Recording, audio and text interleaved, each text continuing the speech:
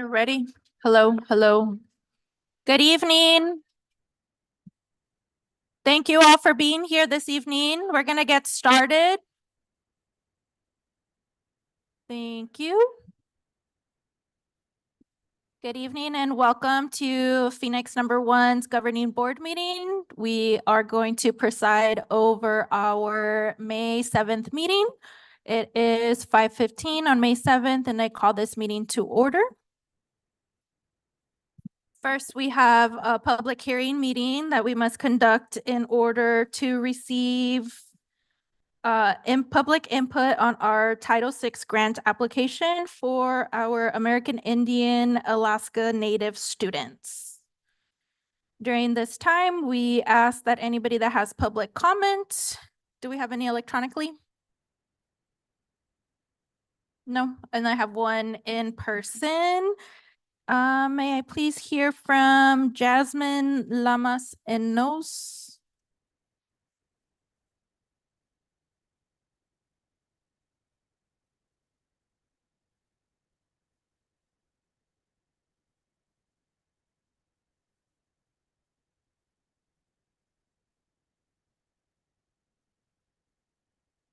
Skukdash. Good evening, everyone. My name is Jasmine Lamas Enos.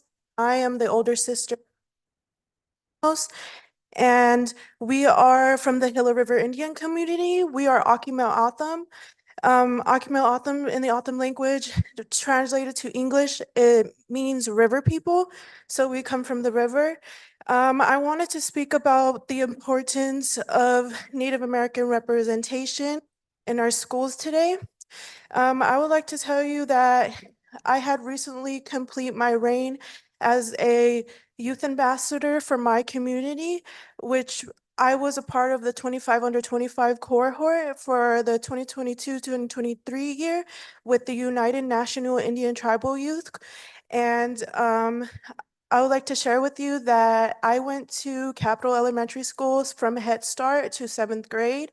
And I remember specifically that when I was in the 2nd grade, my teacher, Miss Frame, she was a lovely woman, and they taught us that Christopher Columbus discovered America. I'm not still sure if that's what they're teaching in the 2nd grade District 1 schools today, but I do remember that that's what I was taught.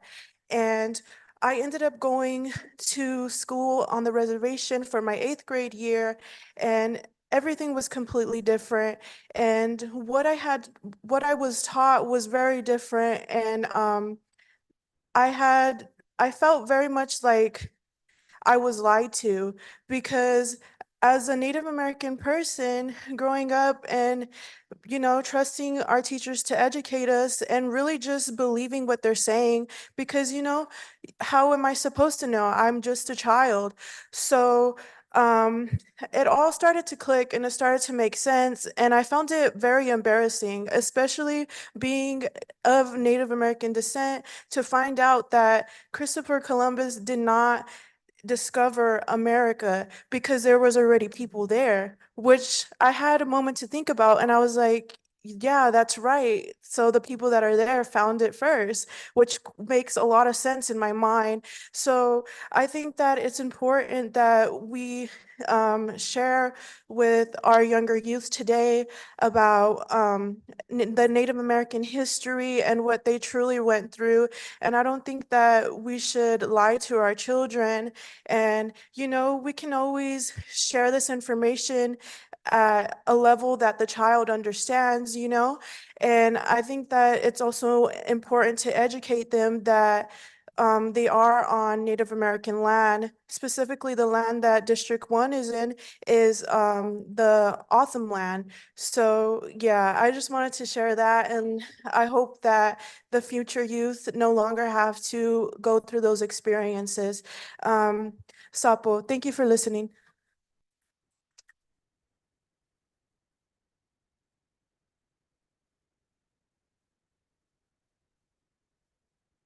Thank you so much for your comments. Any other comments? Okay. We have one more. Oh.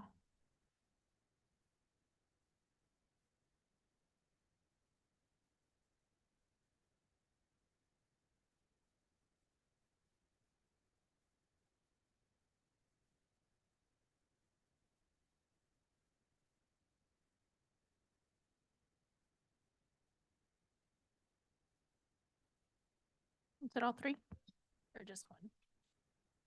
Okay.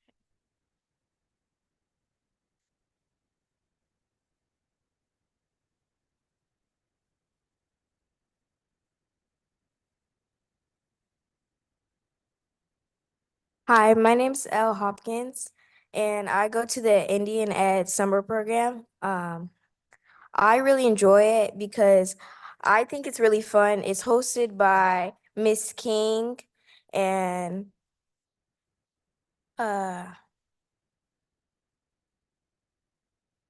and Miss Sarah Sims.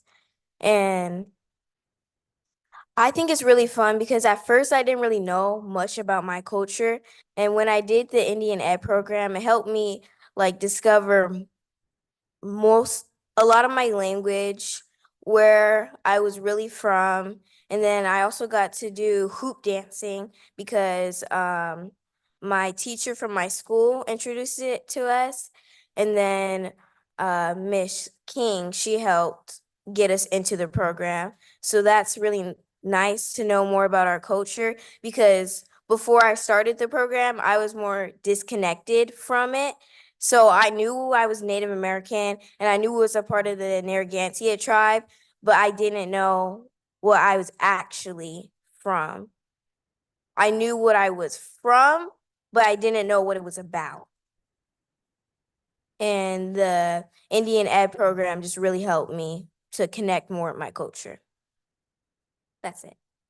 Thank you.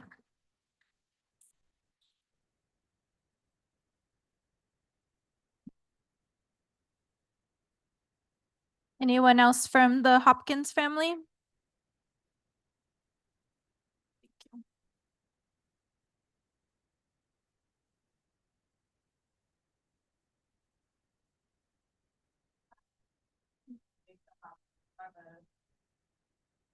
Hi, my name is Daisha Hopkins. I'm a member of the Narragansett Indian Tribe. I've been part of the Indian Education Parent Committee since, I believe, 2019, maybe in a year prior. But through that, I've met Sarah Sims. She's provided a lot of resources. We've worked with Ms. King. She's actually stepped in and assisted in the classroom with two of my kids, and she's been a tremendous help. The teachers have also said the same. The resources that have been provided through the Indian Education Program have been, so they were able to assist with laptops, school supplies. They've invited individuals to our meetings. They've done informational things as far as things to ask during parent-teacher conferences, things that I would have never even known that I needed to ask.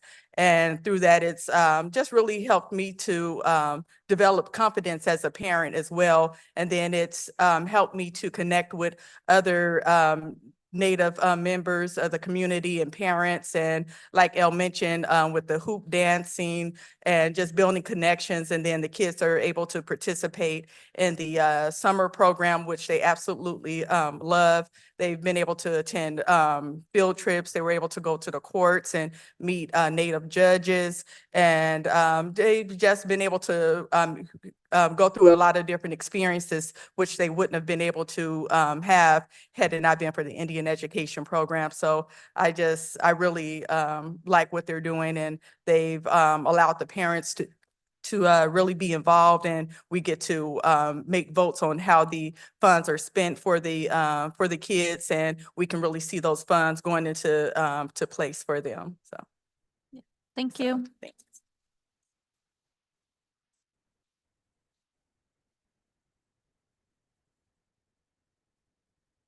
Mansa, did you want to come up and speak too? No? Okay. And next I have Miss Crystal.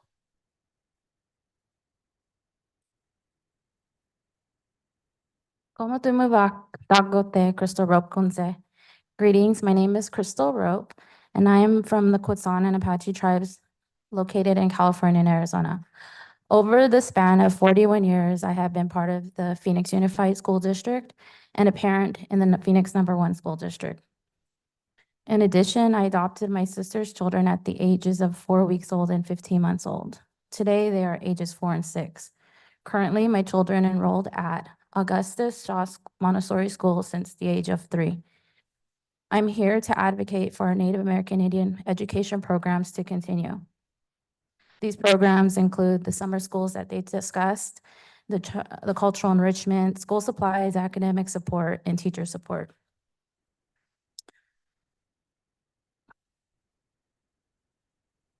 Also, it's come to my attention that the Phoenix #1 Elementary District is encouraging parents to support reading comprehension as it will aid in state standards. And the reason I come to all this is because I believe identity and safety and community and a array of things all help these children. As I've seen my children, my 2 eldest, move on into higher ed.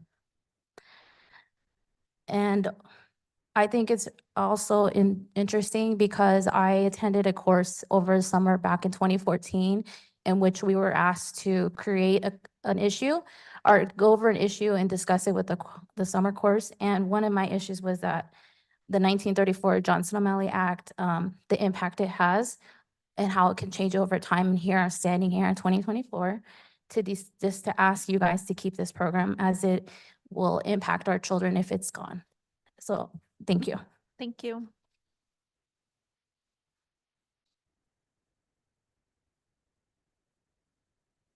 I think that concludes our public comment for this public hearing, and we will move on to number 2, which is our budget revision for the 2023-24 school year.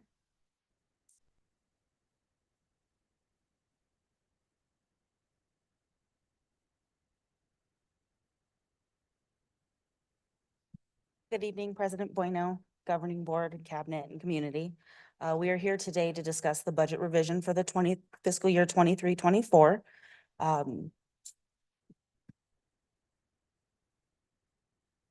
See if it works. Okay, so in accordance with Arizona Revised Statute 15-905, the district is required to submit 3 budgets to the state. The first is the proposed budget, which has to be approved by the board no later than July 5th. The adopted budget, which is no later than July 15th, and then a revision no later than May 15th. The May revision is usually dependent on our student count from our 100th day, so it helps us kind of have a more accurate detail of what our budget will look like for the rest of this year.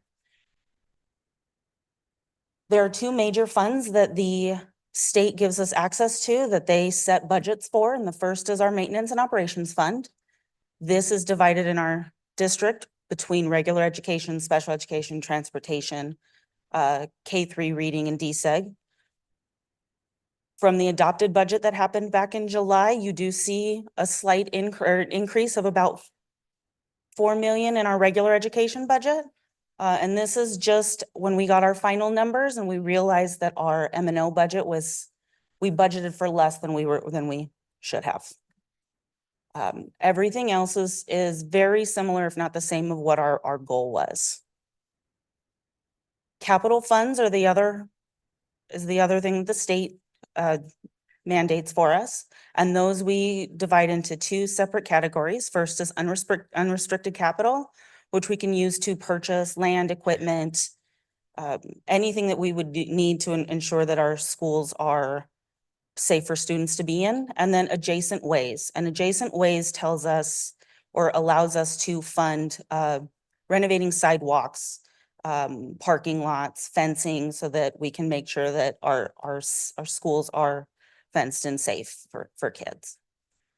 So you will see a decrease in what we adopted, and that is because those funds were actually in M&O. They were budgeted for M&O, so.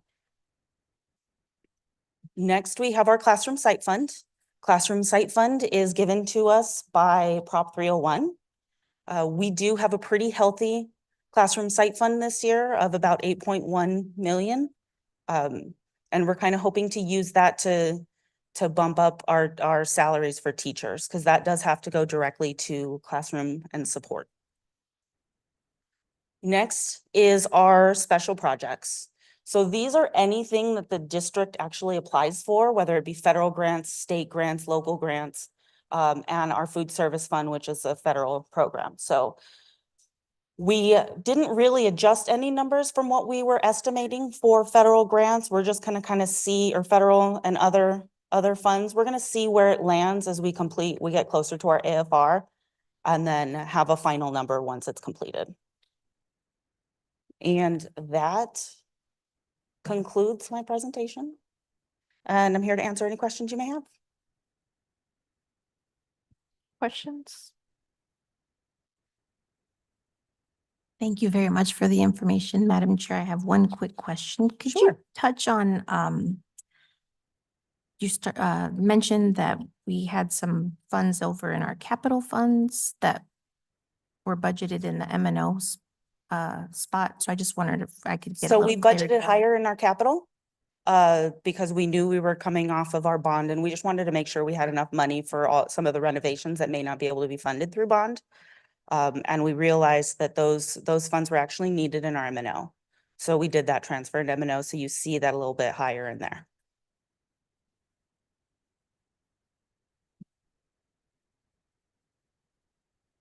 Okay, so this is just the revision, and is there anything that we need to adopt? We adopt the revision. So we do need to adopt this. Mhm. Okay, because it's not on the action item. So just right now, when we adopt the agenda, I'll make sure to put it on the action item, so we adopt the revision, because right now we haven't even started the meeting. Got it? Are we good? Perfect. Okay, thank you. Thank you.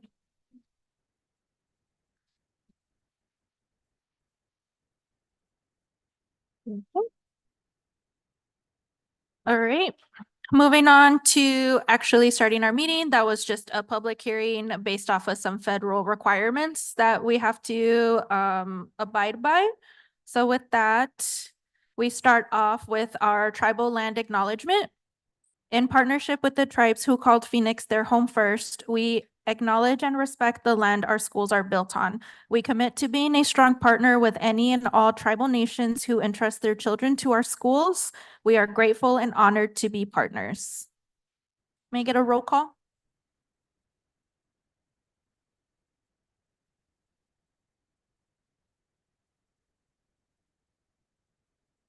Roll call for Ms. Jessica Bueno, Here.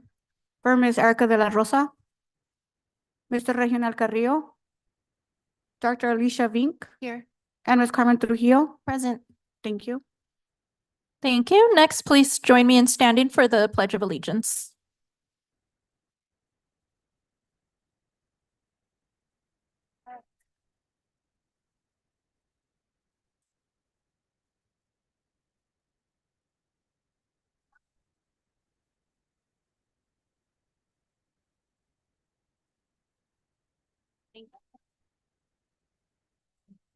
Yep. All right. Thank you. Next, we have our adoption of the agenda. Any recommendations from admin for our agenda adoption for this evening?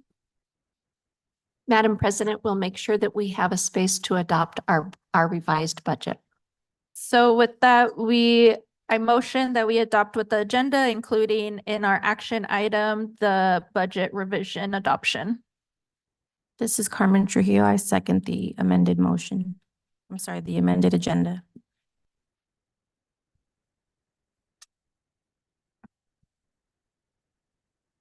Roll call for Ms. Jessica Bueno, Aye. Dr. Alicia Vink, Aye. and Ms. Carmen Trujillo. Aye. Thank you.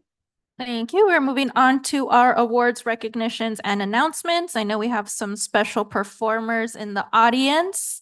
So we'll call up our Emerson students, directed by Miss Emily Flathers.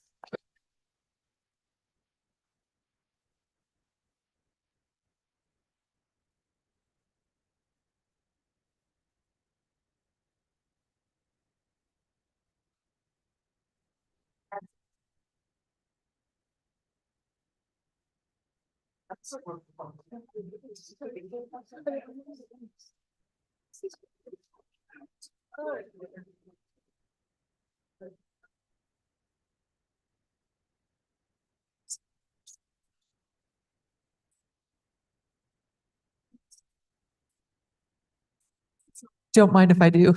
Don't mind if I do. Yeah. Hey, everybody.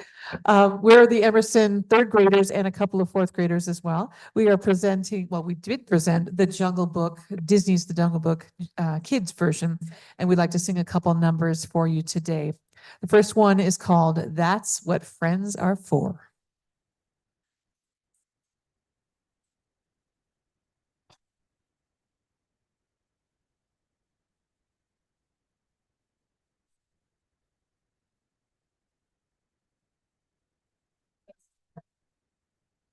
When you're alone,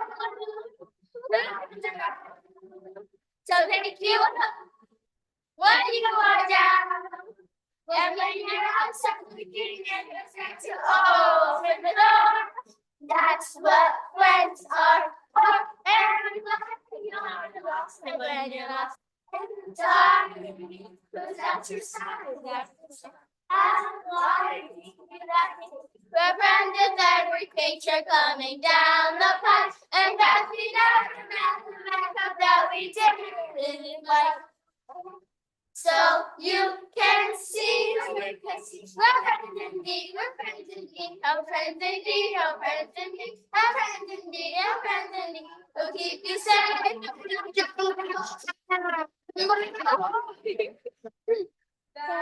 That's what friends are.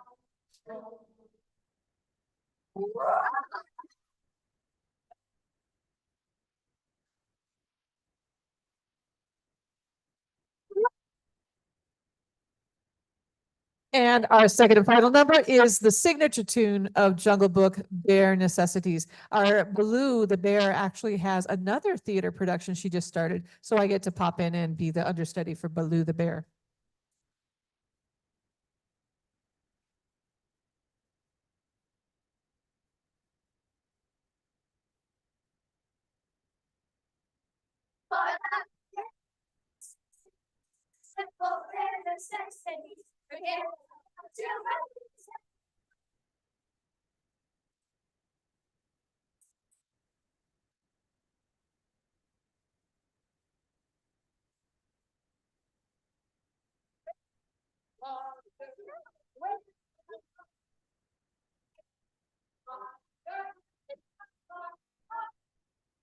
The bees are buzzing, the trees will make some honey just for me.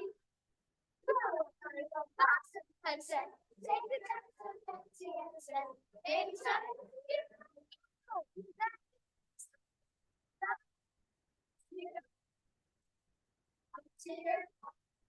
of all the ridiculous. Oh no, Baloo, do you see these tiger tracks? Jurkhan must be near and could be on our trail. I need to find out.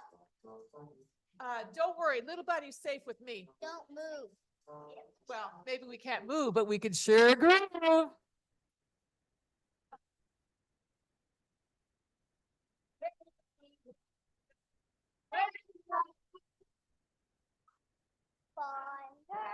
of my big home.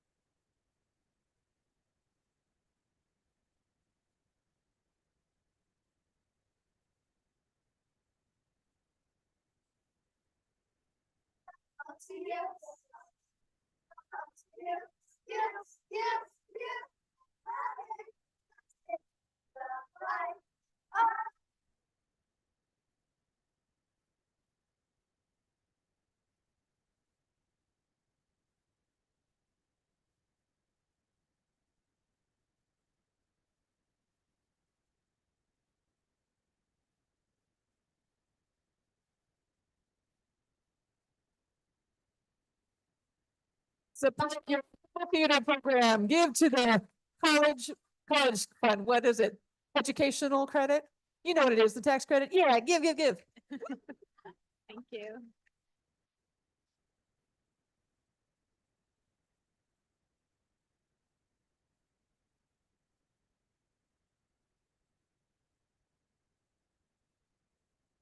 Thank you so much, Emerson. Great job.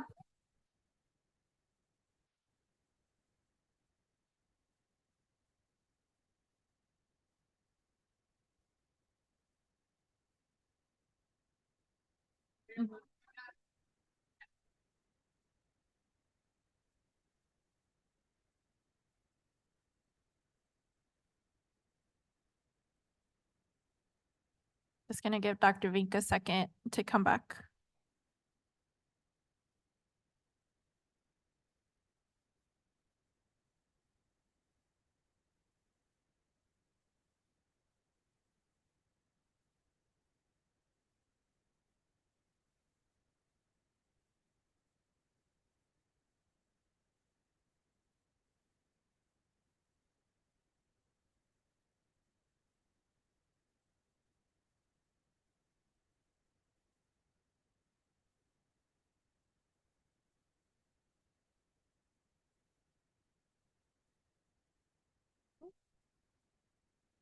Moving on with our celebrations, we have our Parents Graduate English Language class. Bienvenidos a todos que están aquí con nosotros hoy. Los vamos a celebrar hoy.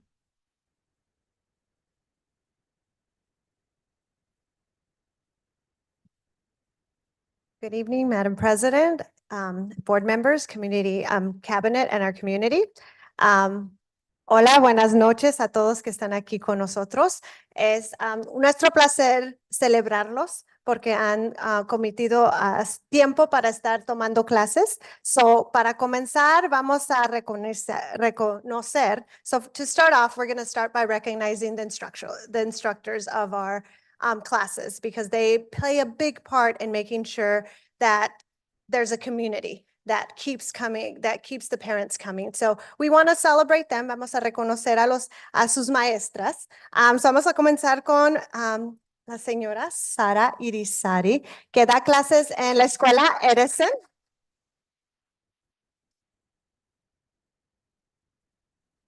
So Miss Sarah Irizarry gives classes over at Edison.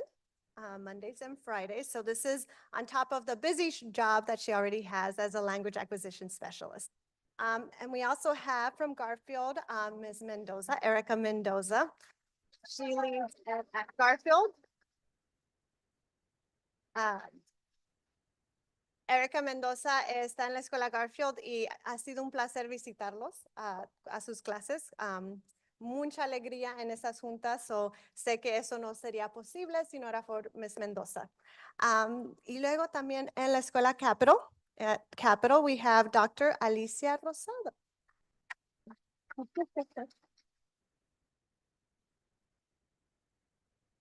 And this is Mrs. Dr. Rosado's first year with our district, and she just hit the ground running, wanting to be involved and how can we get parents involved. So thank you, ladies, because you play an instrumental part in growing our involvement with parents. So thank you. And they're going to take over on presenting for their parents. Thank you. Thank you.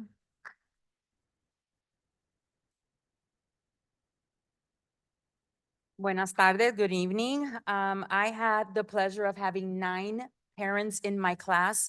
And tonight I see 2 here. One is busy having a baby. She went into labor today, so yay, I'm glad for her. And our school had a parent, 8th grade parent meeting, so I have a few of the parents there. But I do want to recognize Maria Alvarez.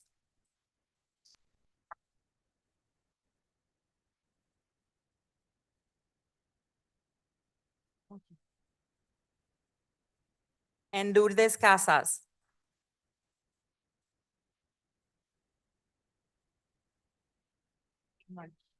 These ladies worked hard and conversational English for them was amazing. So I'm very proud of them and thank you very much for attending. Looking forward to another year. Thank you.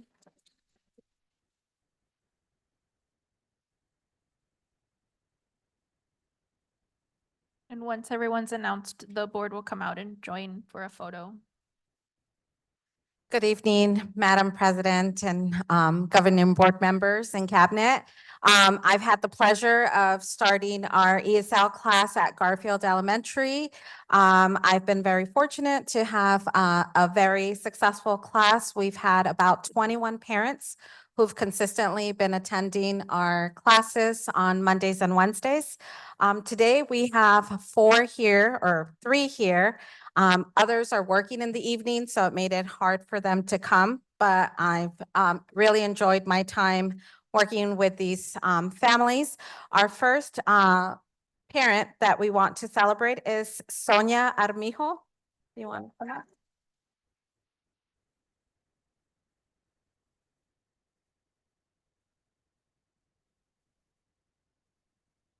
Next, we have Jasmine Munoz.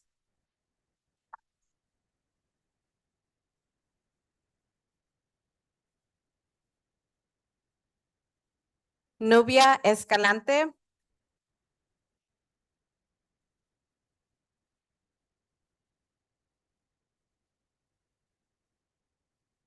And then this parent was not able to be here, but someone will be collecting her certificate.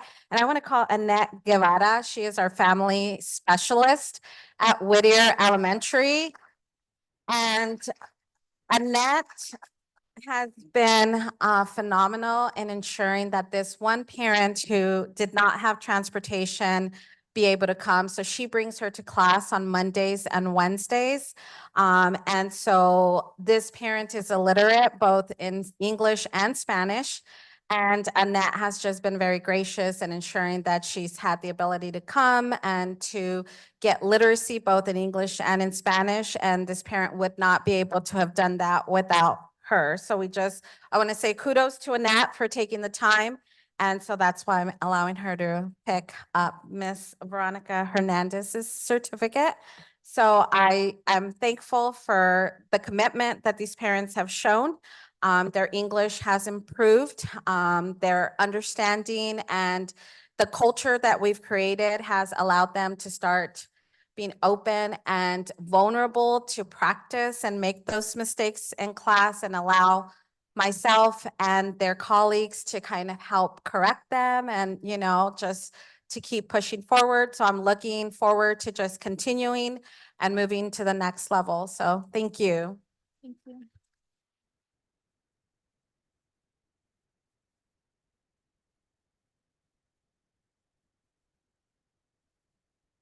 Good evening. I will be presenting the certificates for 5, I believe, of my parent students who are here. First is Norma Bermudez. Come on up. And she's got her adorable baby, Jacob.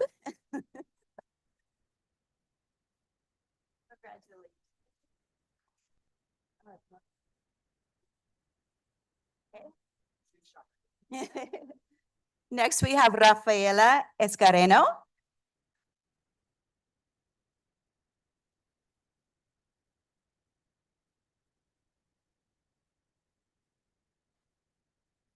Bless you.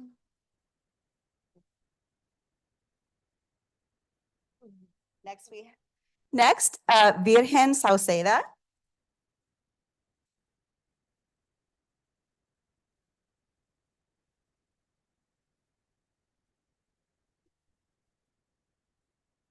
Next, I have Leticia Hernandez.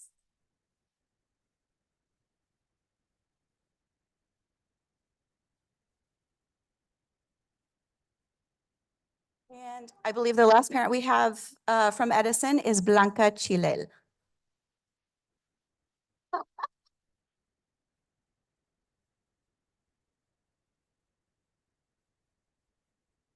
right. Thank you so much to all the parents who participated in the classes this year. I'll give Blanca her certificate. Beautiful.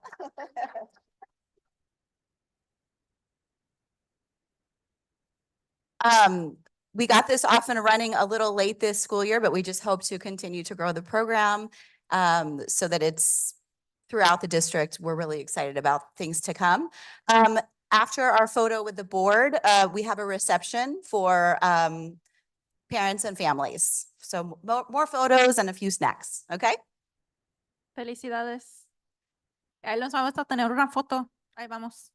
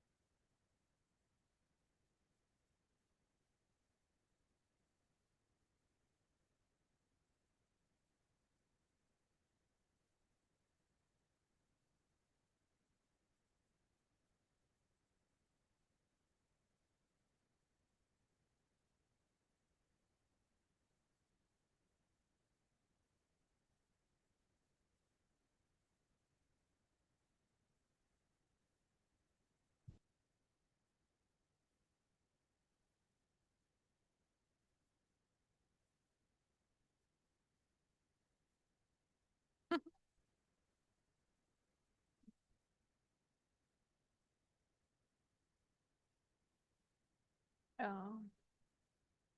Gracias.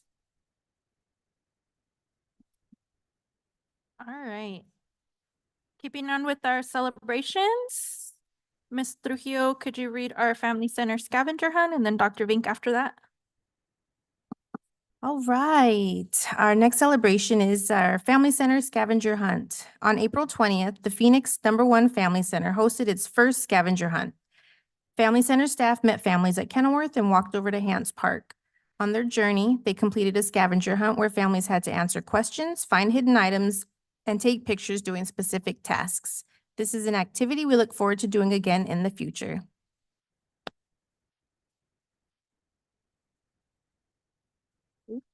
Lowell Girls on the Run. The Lowell Elementary 6th through 8th grade Girls on the Run team participated in their first 5K run on April 20th.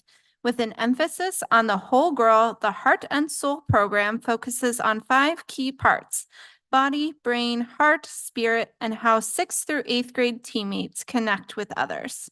Thank you to Ms. Jennifer Sumida and Ms. Cynthia Almanza for coaching the team through this monumental milestone. Yay.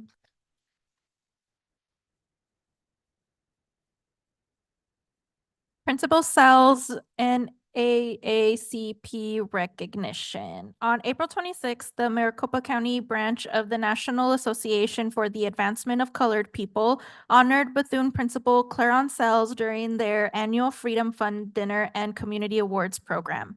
Phoenix #1 was so proud to support Ms. Cells at the NAACP honored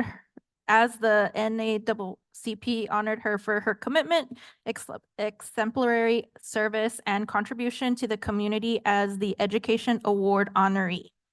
We are so proud to have Ms. Cells be part of our community and appreciate her extraordinary contributions to our district.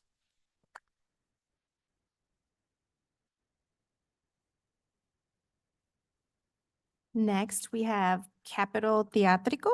On April 26th again, AZ Land hosted the Teatrico event at Capital Elementary. Students, families, and community members gathered for a fun night of food and artistic performances. Capital students showcased their work through an art gallery and sold delicious drinks and snacks as a fundraiser. Congratulations, Capital.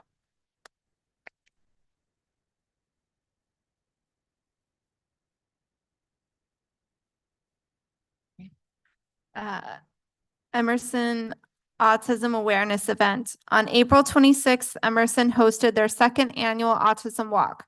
The theme was Celebrate Neurodiversity. Students and participants got to walk the campus and visit various stations celebrating different forms of communication. We are proud to have the tools to help aid student expression, increase curiosity, promote relationships, and remind others that we all communicate in different ways. We thank our partners at Courtesy Chevrolet for sponsoring this event. This is our second annual Autism Walk. At Emerson, we've got 303 students, and 65 of those students are autistic students in one of 7 classrooms. A year ago, we partnered with Courtesy Chevrolet at that point in time to be able to purchase these communication boards. So this was a low-tech version that got things started, built some interest around these, and there are a total of 8 of these that are around campus that students can use to communicate their needs on the playground, the cafeteria, and elsewhere. Emerson is one of, if not the largest, it's one of the largest schools in the downtown area that has a program of this size that serves neurotypical students and the general community, as well as this large population of autistic students. We've grown from 6 classrooms to 7 this year. We'll be at 8 next year, and the program only continues to grow. We have a number of students who are limited verbal capabilities and limited expressive capabilities, and the touch chat will really allow them to take this concept, carry it with them wherever they go on an iPad, and make it vocal, make it loud, so they can interact in ways it just gives them more access to communicate with other kids, with teachers, etc. Today they're participating in a walk that has 7 stations along the way. In each one of those 7 stations, they've come up with a creative activity to help kids think more about expressive capabilities, sensory needs, neurodiversity, ways that different people experience the world in different ways, building perspective. And so you'll see a lot of them using things like emojis. We do it on our cell phones so regularly, and they're saying, we're reminding ourselves like, oh yeah, we actually make real faces too to communicate how we feel about things. And for autistic students, that's really important to know what are you trying to communicate through a facial expression. So that's part of the activities that they're doing today. In addition to having the Phoenix Police Department who's here, and other great example of community involvement. They're here to bring popsicles for the kids, which of course they love. So this year, we, again, working with the support of Courtesy Chevrolet, decided to do t-shirt sales. So this is what you're seeing here is t-shirt contest. 150 kids turned in entries. This was the winning design by a student who's in one of our autism classrooms, and it was just the most preferred one. So you can see the headphones here and the puzzle pieces. Emerson truly is rocking to a different tune, and we're happy to have the support of Courtesy Chevrolet. This was part of our goal to raise $10,000. This was going to get us close to $5,000 just by the t-shirt sales, and all of that money is going to go towards the purchase of 20 iPads and licenses for Touch Chat, which will basically give voice to the voiceless. We have some of the best teachers I think that you'll find anywhere are right here on this campus, teaching some of the students that have very high needs, but they're so skilled in working with any and all kids. It's really a great and inspiring place to be. I'm very fortunate to be here. Okay.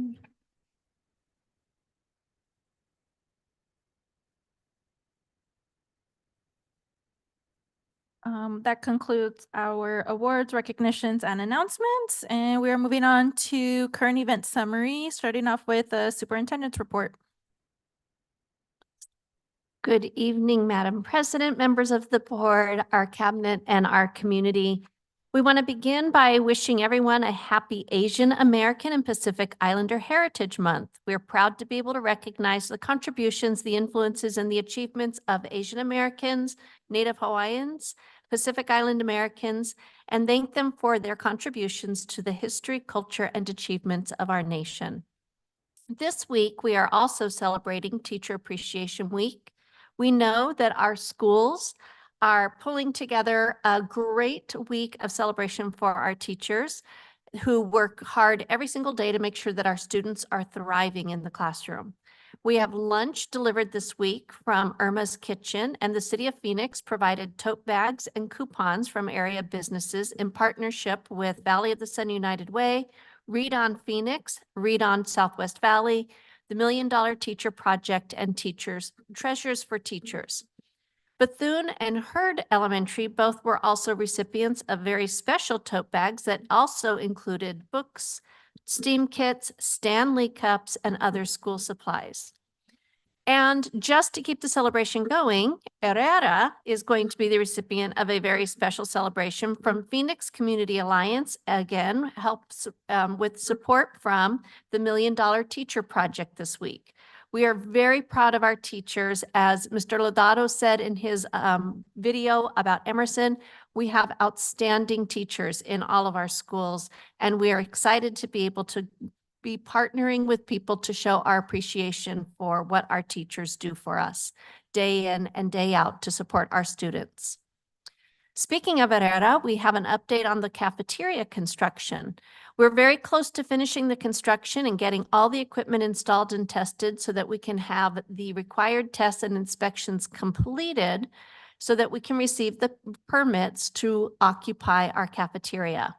However, this will not be able to be done before the end of May, which means we are not going to be able to occupy that space for this academic year. But to thank our children and our families for their patience, we are hosting a special Herrera Family Fun Night on May the 15th, where we're going to be able to show a movie in the pack and have dinner and treats for the Herrera familia. I am also very happy to report that our early online enrollment campaign is continuing to bring in new families to Phoenix #1. We are up to nearly 80 students who have enrolled this year that would not have been able to enroll before our online enrollment campaign. We also know that this campaign has featured billboards and our amazing students' faces that are helping drive enrollment to our district. And so I wanted to take a moment to show the amazing video that Ms. Baker, oh no, we're not going to be able to show the video. However, the video is a really great one to see. We'll be able to see it on our website, and it is available in both Spanish and in English. May is also Mental Health Awareness Month. And so board members, you have pins or lanyards, bracelets. This is an important time for us because Mental Health Awareness Month is this month. May 5th through the 11th is our Children's Mental Health Awareness Week. And each site will be recognizing Mental Health Awareness Month and Children's Mental Health Day on May the 9th. An estimated 1 in 5 youth has a diagnosable mental, emotional, or behavioral disorder, though many do not receive the help that they need. I want to take a moment to thank our social workers and the commitment of our governing board members who give so much to our students, families, and staff to help develop good habits and supports that safeguard our mental health. Remember that as an employee, you have benefits that support mental health, and if you or your family need support, please contact Crystal Senesi in Human Resources to get the support that you need. If you or someone you know is in crisis, please take advantage of the national hotline number 988. And finally, I'm very proud of the work that our families we just got to celebrate and all of our students as partners in our district.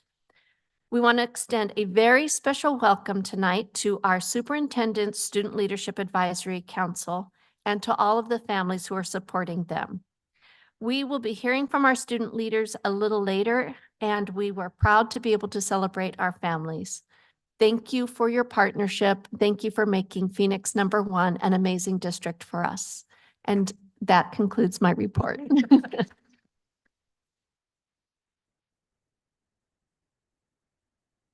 Thank you. Moving on to board members' reports. Madam Chair, I do have a few, if I may. Thank you. Welcome, everybody. Happy National Teachers Day today. And I'm hooray for our Teacher Appreciation Week. Thank you, Dr. Gonzalez, for all the kind information. Just want to thank our teachers, coaches, mentors, all of our school leaders and educators for all that you do to serve our students and families and community. Let's see. Secondly, I read that it was so happy belated National Principals Day, which I guess was May 1st. So I didn't want to leave our principals out. I appreciate them. They set the tone and culture for our schools, our students, and I'm sure their leadership shines bright every day, not just one day or a month out of the year. Thirdly, I attended the Arizona Latino School Board Association Symposium, where they also had a focus on wellness for both the students, their families. I meant to say their students and adults that serve our students. So both of those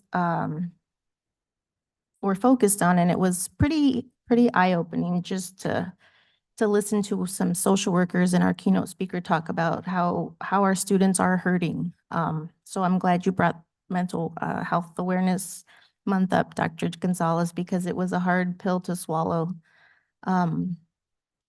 Just to kind of realize that schools can be sometimes a hostile place for students, especially when it's adult decisions that go into that. So that was my takeaway from that experience. And speaking of adult decisions, there is legislation being presented tomorrow down at the Capitol, and I'd like to go on the record as a governing board member to stand in opposition to HCR 2060 and the harmful impact that it could have to our students. Thank you very much.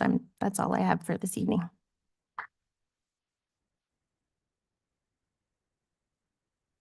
Any reports? No? I would like to share on Thursday, April 25th, I attended the Phoenix One Foundation Golf Tournament. This is our annual fundraiser for the Phoenix One Foundation, which I'm also a board member of. Thank you to Dr. Gonzalez for attending. And in that fundraiser, we raised $25,000 in order for some of our teachers and parents and other faculty to apply for additional support in your classroom. That covers gardening, technology, parent engagement. So starting next school year, we'll have access to apply for those funds.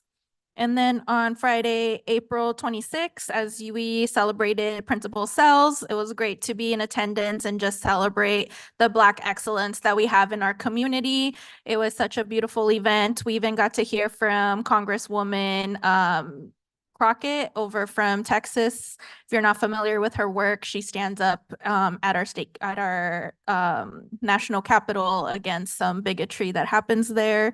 So it was a great event. And again, congratulations to Principal Cells to be recognized at such a high level.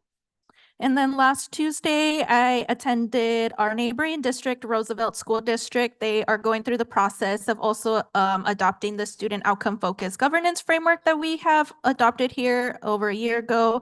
And I wanted to go out and show support and just hear what their community feels about some of their visions and values. Congratulations to Roosevelt. They did a wonderful job and will be adopting their goals here shortly. Then this past Saturday, I attended one of our community partners from Garfield, Aim Right Ministries, had a festival for our community. So I stopped by and attended. So thank you to Aim Right, Casa CDC for a sign of some of our students from Garfield. It was a great project. And thank you for all you do to support our Garfield community. And then yesterday, got to spend the morning with our Garfield students. We had the Anytown leadership camp here in our governing board. I had previously attended with Emerson, so to see Garfield as our second school of helping our middle schoolers develop their leadership skills was quite overwhelming, just because I'm not used to being around so many kids at once. They're very high energy. They were 6th and 7th graders, but they were such a fun time and super respectful. So kudos to Principal Aviles and his team for bringing the students over. And then lastly, thank you to all our teachers, Teacher Appreciation Week. I know you do so much more than we could ever do back for you in a week. So we really appreciate we recognize you. We recognize the young lives that you are shaping and have influenced. Whether you are a teacher now or were a teacher in the past, you will always be a teacher. So thank you, thank you. And I also am going to share the same sentiments of the HCR 2060 bill that will essentially really hurt our communities. You know, this is just another bill like SB 1070. Racial profiling is never legal. It's never okay in our communities, and it's going to be very detrimental to our communities. So please stand in support and object that bill that will be heard tomorrow in the Senate. I think it's the Senate no, it's probably the House HCR. So with that, that concludes my board report, and we will move on to our student outcome focused governance. Number 1. Okay. Sure. Okay, so essentially this is where I share with our audience around what the student outcome focused governance model is and the framework. So essentially it's grounding our work in 6 competencies that we work with admin and the governing board to make sure that we're aligning all our resources, to make sure that we're focused on our student outcomes. So we have adopted 5 goals that is around student achievement. Our first goal is around the childhood literacy.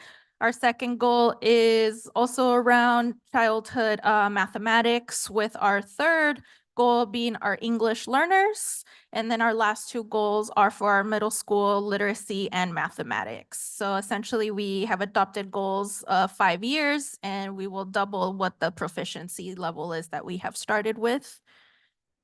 And we have also adopted guardrails. So our superintendent has a lot of responsibility to make sure that we are on achievement, but there's other operations that happen in the school district that she must also keep an eye on around our enrollment barriers, around who we hire for staff, and a couple of others that include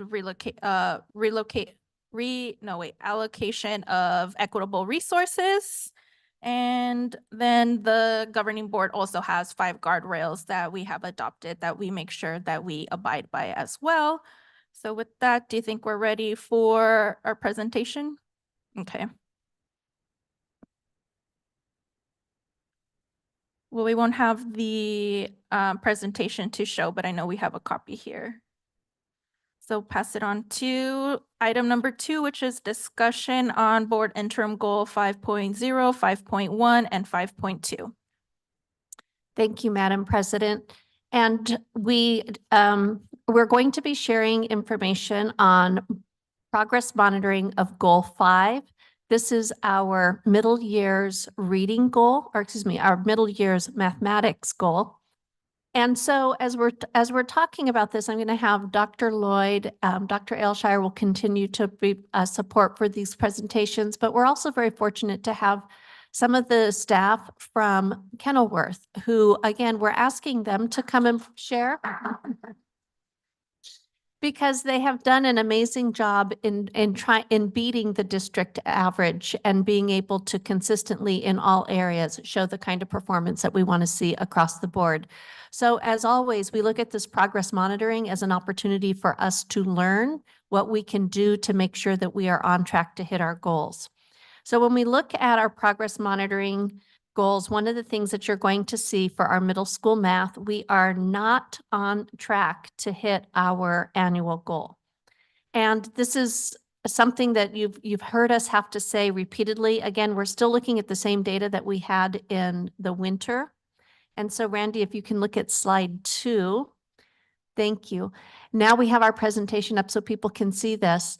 So the goal was to be able to move from 13% a year ago to 18% this year. And based on our data from the winter iReady diagnostic, we are not on track for that.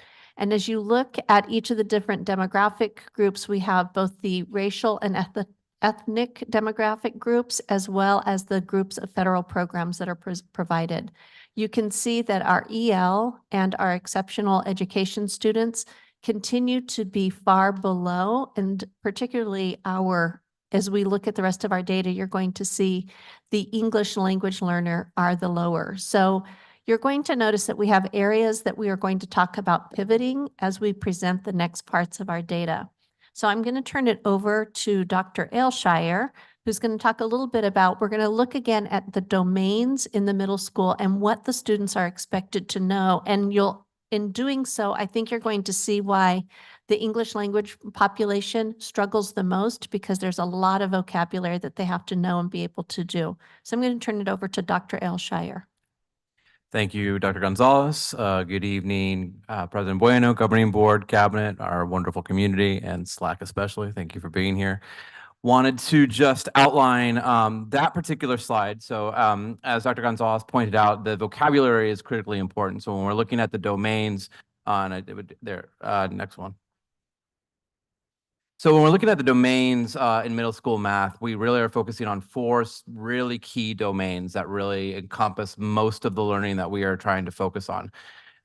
We've also color coded this for you. So as you see, the lighter the shade is sort of the depth of knowledge that we're doing. So as you go down into the darker areas, that's a greater depth of knowledge, meaning these are areas that are really getting fundamentally hit time and time again to a very deep degree in those middle school grades. So we begin with geometry, and we also on this particular slide want to sort of show what this looks like for a student on the other side of an exam, right? So when we talk about geometry and the ability to analyze shapes, that's all nice and good, but what does it actually look like for a student who is being asked to show mastery in that area? Is sort of that example right there, which I think many of us could look at and be like, oh, that's a tough one, which is write an equation to show B in terms of A and C on an equational plane. So as you kind of go through, that's geometry, measurement and data, the ability to collect, organize, and interpret numerical information. So that would be students being exposed to a variety of images and asking them to sort of dissect them, essentially, you know, which slices will create a triangular cross section. That is a 7th grade. And we pulled these questions actually right off of the ASA practice exam presented by ADE. Yeah, so yeah, and so that ASA, when we talk about the depth of knowledge and that's the greatest weight that the those standards or those domains have on the ASA assessment itself. There are also sort of these foundational standards, right? So when you talk about geometry and measurement and data, these are building blocks that then ultimately lead to algebra and algebraic thinking, numbers and operations. So these are what you would sort of assume as sort of stepping stones. We need students at all grade levels to be able to have really strong mastery in geometry and measurement and data in order to be successful in the algebra and algebraic thinking, numbers and operations, and the tasks that students are asked to really analyze. And as you see, again, when we talk about our emerging bilinguals, when we move into these numbers and operations, that 5th grade standard, for example, of Dominic using 7/8 cup of sugar for a bread recipe, that's a 5th grade assessment question. So being able to really pull apart the vocabulary and the various levels that are in there are something that we are constantly working with our students on. And it goes back to our reiteration that all of us are reading teachers, because for students to be successful in this, they really have to pull apart that vocabulary. And so as we look at the next slide, Dr. Lloyd is going to talk a little bit more about how we're looking at the domain data and what the data is telling us. Hello, thank you for having me again. Excited to be here. So again, we broke this data down by domain because we need to understand when we're looking at proficiency, where we're at, right? Where we need to go. And so that's what proficiency often is able to tell us and what we need to focus on as well. And so if we're looking at right now, for example, our interim goal for 5.0 for 5th grade, right? We see some progress in our numbers and operations. That's where we have the most students who are on grade level with in that domain. And that makes sense, again, in part because we've spent 85% of our first 20 weeks focused on teaching in that domain, right? And then another 3 to 4 weeks we spent on measurement and data, which you'll notice is the other domain where we have the most students on grade level, right? So again, those things are telling us that our instruction is having an impact and is helping more students move to grade level. Obviously, we need more time for instruction and we need more focus on some of the foundational skills that our students have. That's something that we're seeing over and over again in the upper grades, is that we need to ensure that they meet that level of proficiency and competency before they move into 5th, 6th, 7th grade, where there is a huge need for a foundation of math so that they can build upon that. You can't just scaffold if there's no foundation, right? You have to have something to build on. So that's something that we are continuing to have to work on.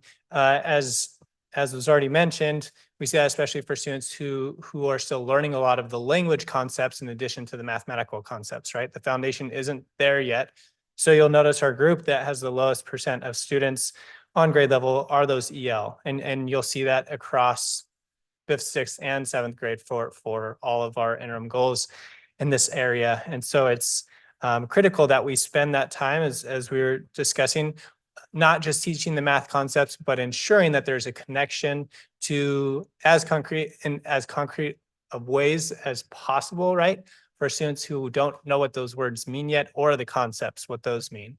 And that's good practice regardless, right? Because the more that students have something to grab onto, I heard in the concepts explain like a web, right? If we have a spider web, the more strands that you have going across it, the more likely new concepts are to stick. But when we're missing so many threads and we're trying to throw stuff at it, what's going to happen? It's just going to go right through, right? And so that's what we're working on building, is that language and those the conceptual understanding through concrete learning experiences and rich development of English language.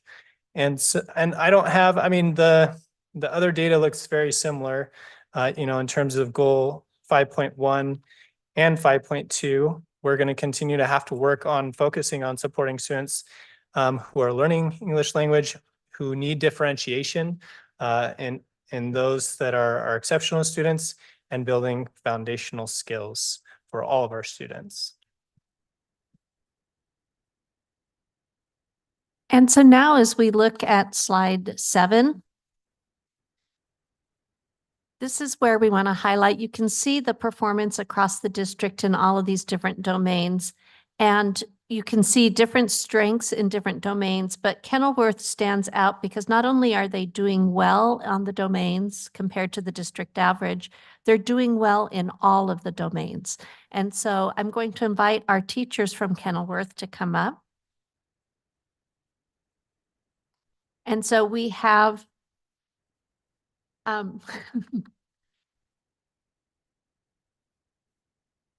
did we lose one of our teachers?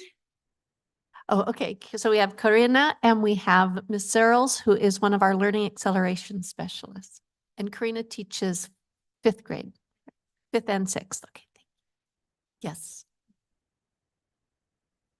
All right. Hello, Madam President and board members. My name is Karina Wells, and this is my 2nd year at Kenilworth teaching 5th and 6th grade math. Hello, I am Becky Searles. I'm the Learning Acceleration Specialist at Kenilworth that has had the privilege of working with Karina last year and this year in 5th and 6th grade. You flatter me. I think I would be remiss in talking about how much we've excelled this year if I didn't mention all of the veteran teachers and staff and support that I've received. Ms. Searles has been invaluable in her efforts in my classrooms, as well as Miss Begay. She's not here, but she has been so chock full of information for me.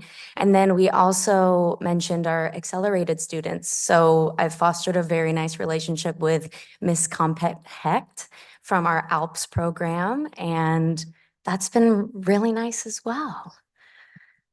So one of the things when I started with Karina was just her growth mindset.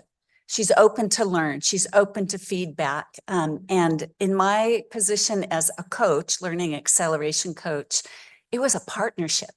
And I knew right away that she was the expert in the classroom. And so we just worked together and I shared some strategies. And in fact, I printed something out with some of those strategies that I will hand to Dr. Gonzalez to put in your boxes for later. But some of the things that Karina did, in fact, when Brant was talking about hands-on, right now her class, 6th grade, right, are doing histograms. And so with the histograms, they went ahead and surveyed students. They were able to come up with their own questions. So there you had relevance, you had engagement. In fact, one of the things I'm going to share with you is something on student motivation for learning acceleration. She makes the tasks relevant. She has an environment where students support each other. You walk in the class and those students are working on this bar graph. They're helping each other. They're supporting each other and they're learning. And they're taking ownership because they had choice. They got to choose the question and they got to survey their peers. Yeah, I'll piggyback on whatever. One thing that I also found really helpful this year was making sure that we're using our iReady math curriculum with fidelity and also paying a lot of attention to that data, that feedback from my path. The students have very clear set goals. They know when they've hit those goals, and that's really motivating for them, especially when they're finding success on things that are tailored to their grade level. So that's something that I've noticed that's been very helpful this year. Another thing that has really helped me flourish and grow as a math teacher is the fact that we have been able to, or I have been able to focus solely on math.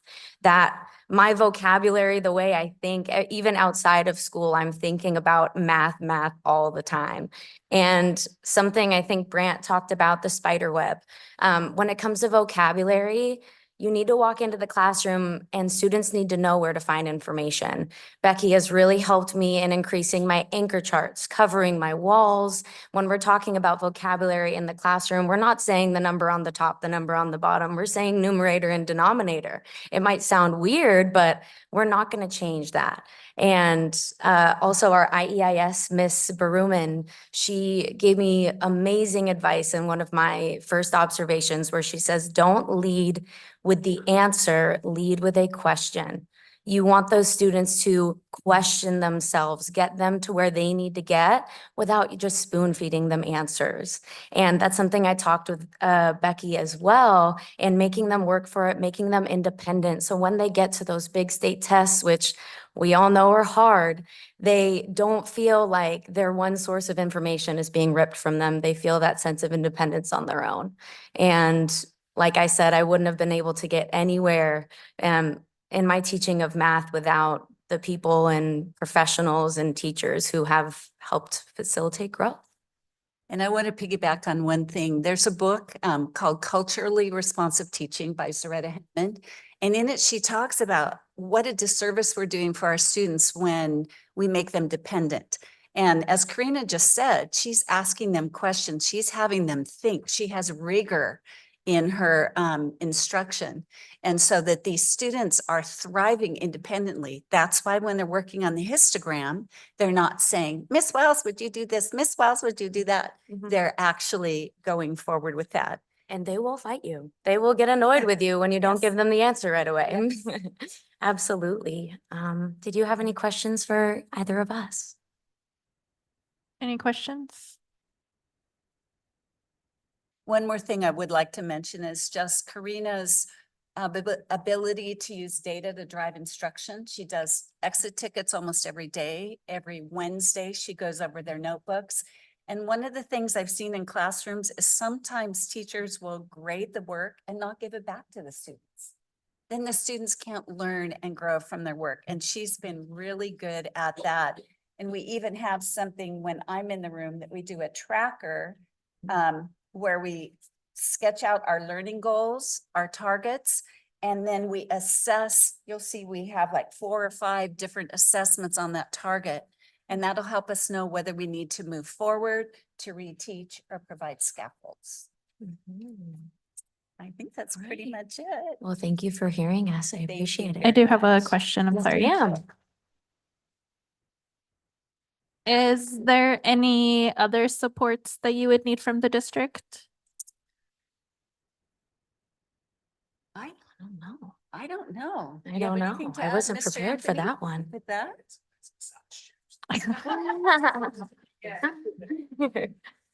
As far as district help, I know you work for the superintendent. Right.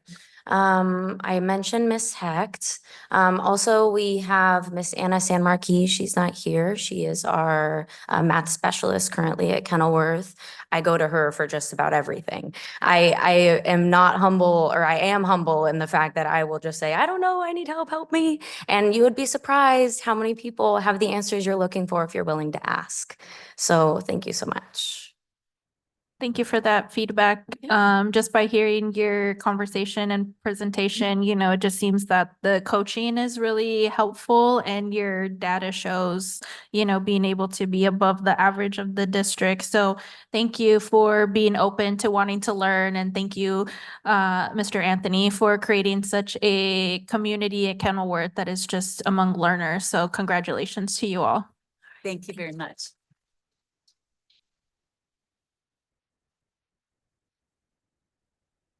And so you'll hear in the things that Ms. Searles and Karina were talking about, the importance of letting the students have questions, letting them talk about it, the use of academic vocabulary, lots of opportunity to practice and to question, but also that having that goal setting with the students and helping them to see, this is where I am currently, this is where I want to go, and here are the strategies that we want to use.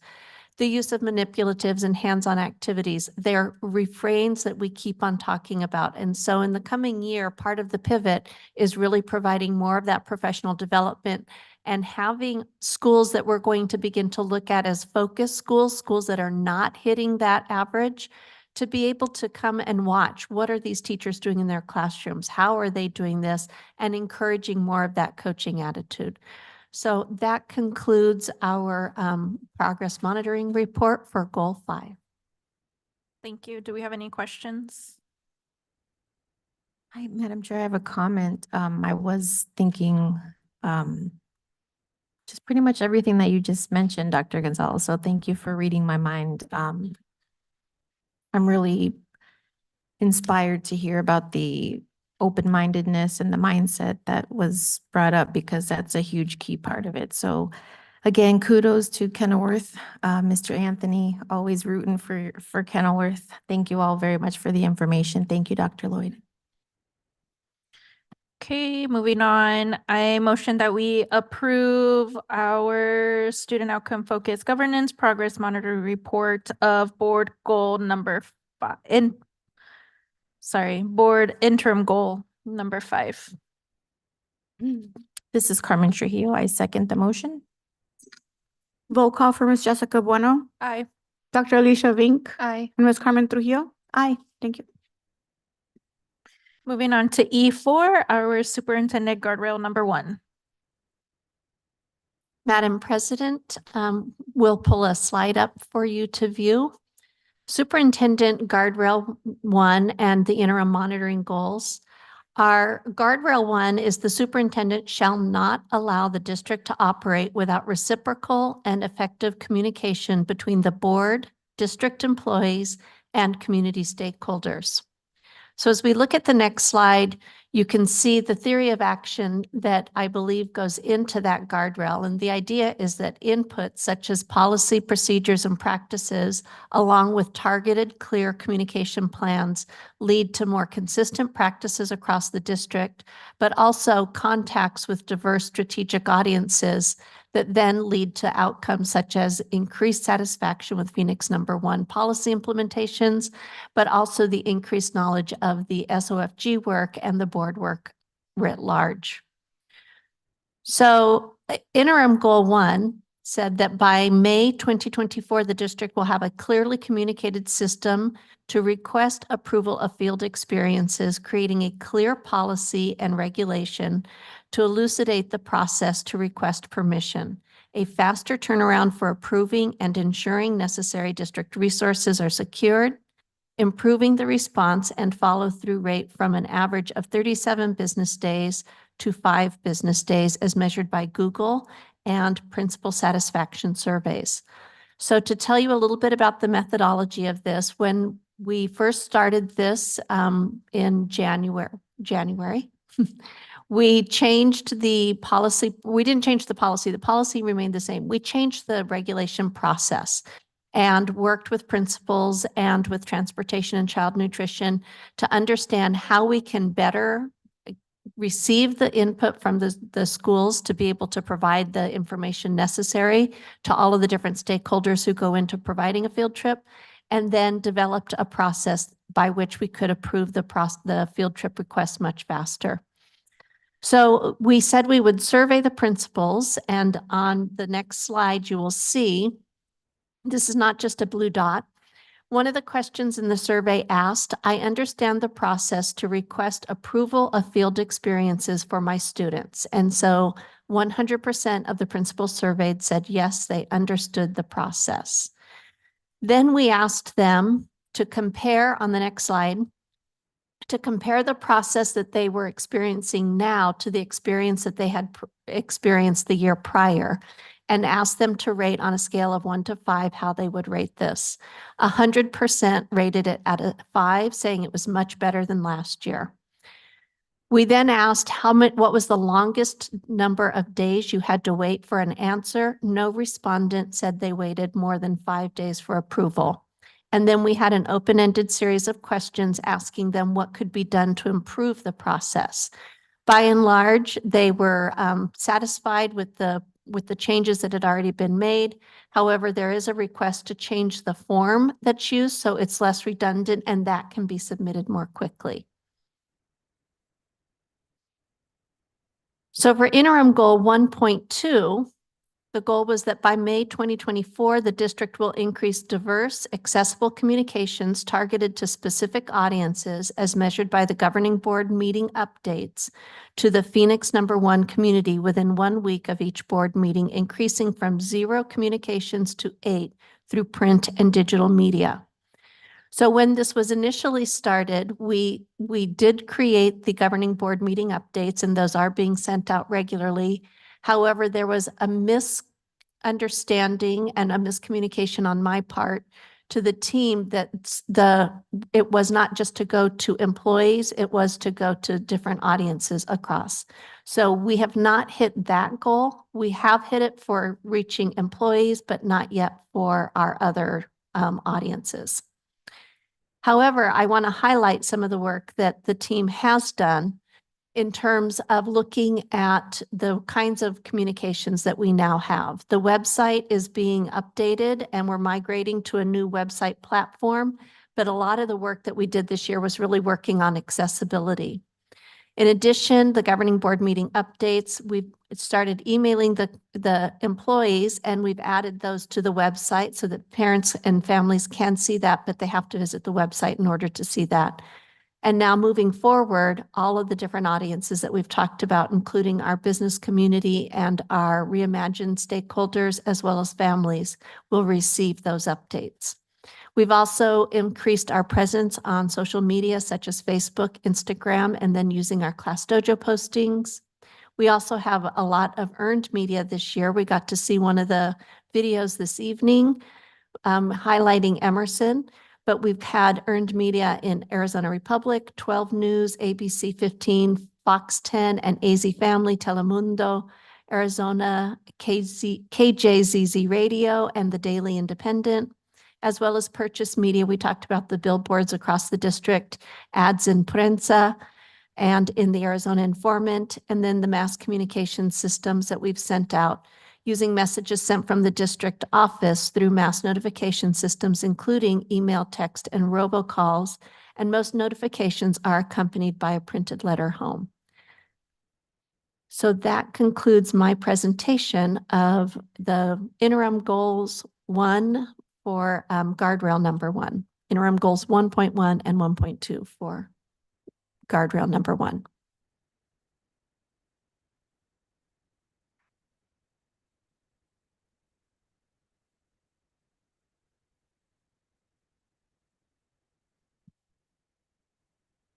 Any questions?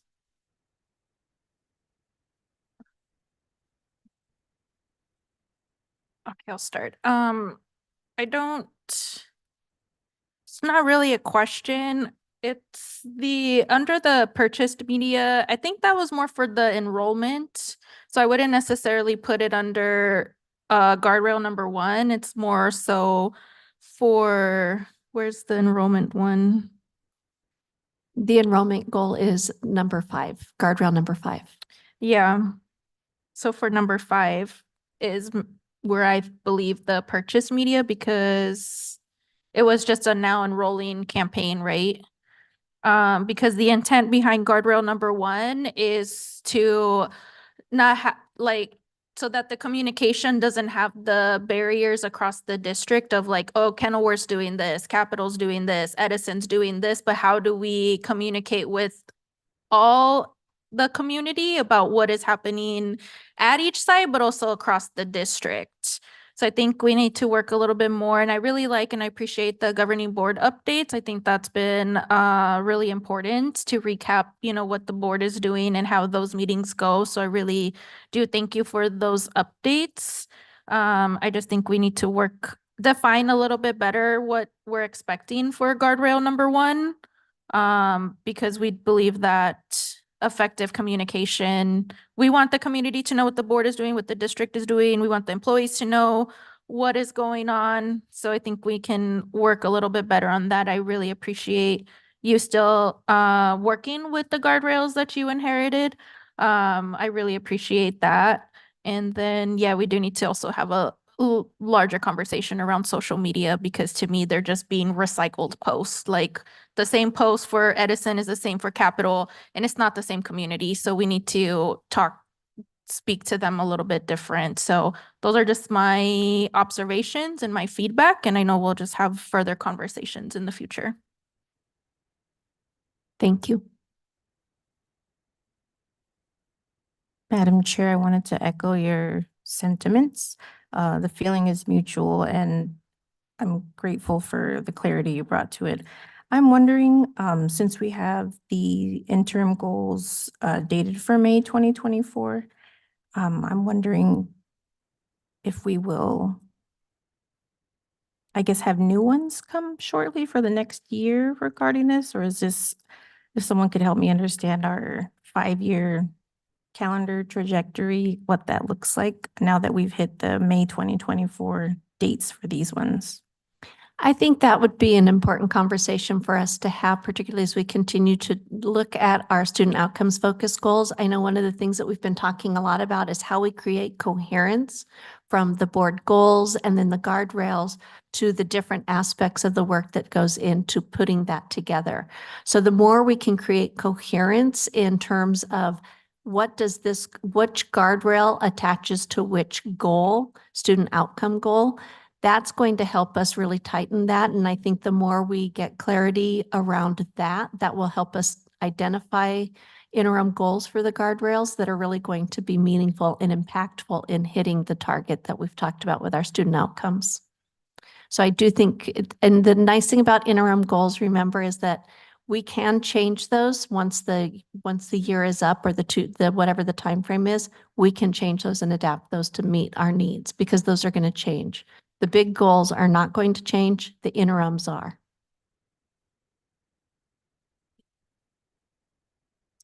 Okay, hearing none, moving on to 5. I motion that we approve the student outcome focused governance progress monitoring superintendent guardrail number 1.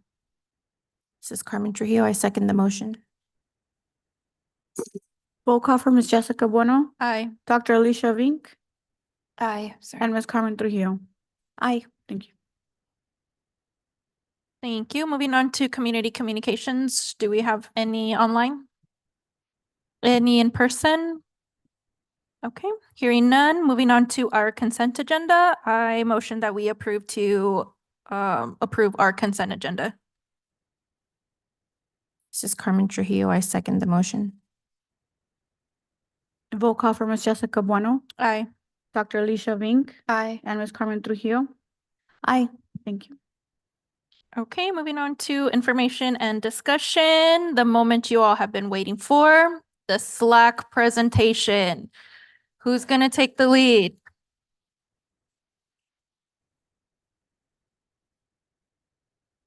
Madam President, it is my great honor to get to work with these amazing young people and to be able to have them as thought partners with us as we are working to achieve our student outcomes. Being able to have student voice that helps us understand better ways to address the issues that they're facing is an important cornerstone to the work that we're doing.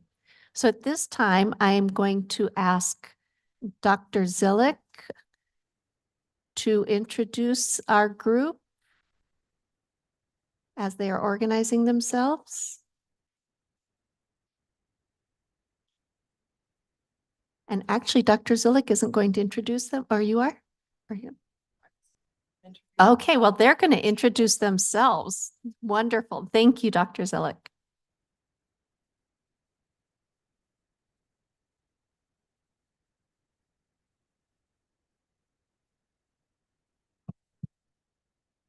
Good afternoon, Madam President, board members, cabinet members, parents, and community. My name is Melinda, and the Slack team, we are made up of 6th, 7th, and 8th graders. And, sorry, and 8th graders. 8th graders will be presenting today. I will be speaking with you about the purpose of the superintendent's student leader advisory council. We are excited to present to you today.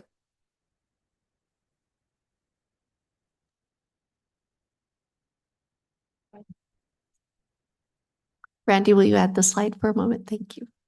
Just seconds. Can you go to the next slide? Okay. As student representatives, we provide students with active voices within their community through action research. By completing this action research, we are able to learn how to advance technology and learning.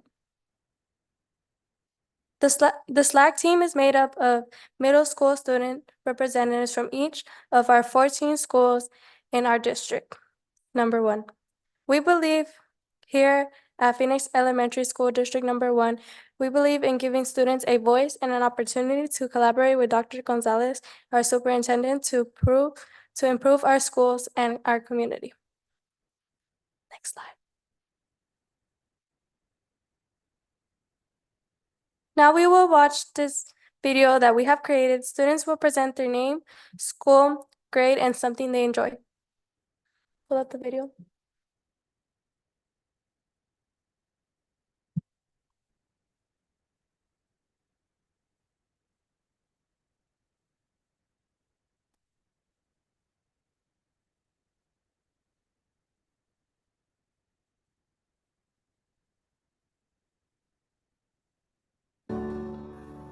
Hi, my name is Jayla and I go to Magnet Traditional. I am in 7th grade and I like to draw. Hi, my name is Melinda. I go to Harrow Elementary. I'm in 8th grade, and for my high school that we'll be going to is Metro Tech. And I want to be a florist and to start a business. And yeah, thank you. Hello, good afternoon to everyone watching this video. My name is Galvin and I attend Garfield Elementary. I'm in 8th grade and the high school I'm going to is Franklin Fire and Police. And some of my life goals are to do good in life. Hi, my name is Marian and I attend Bethune Elementary and I'm an 8th grader and I'm attending Bioscience High School, and my hobbies are probably hanging out with my friends and reading, and my life goals are to go to Stanford University. Hi, my name is Samantha. I attend Emerson Elementary School. I'm in 7th grade, not in 8th grade yet, but almost there. And one of my life goals is I play volleyball. I play national and regional, and one of my big goals is to make it a Texas Volleyball League. Hi, my name is Helena Lomas. I currently attend Capital Elementary School. I'm an 8th grader, and for high school, I will be attending Xavier College Preparatory. Hi, I'm Sophia. I go to Edison Elementary. I'm in 7th grade, and in the future, I want to become a pediatric oncologist. Hi, my name is Elijah. I'm in 7th grade and I attend to Hurt Elementary. Well, a hobby I have is playing football, and a life goal I might have is to run a marathon. Hi, my name is Diony. I currently attend Whittier Elementary School and I'm in 8th grade. As an 8th grader, I'm going to attend Madison Helen Prep next year. My goal is to become an immigration lawyer, and my current hobbies are soccer, softball, and volleyball.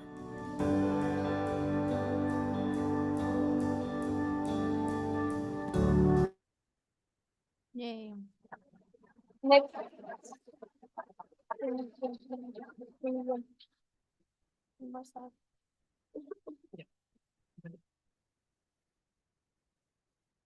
Here I will present to you the student representative of Phoenix Elementary School, District Number 1, 2024. We believe we have become a strong team and strongly feel that our leadership skills have grown. Thank you. Now,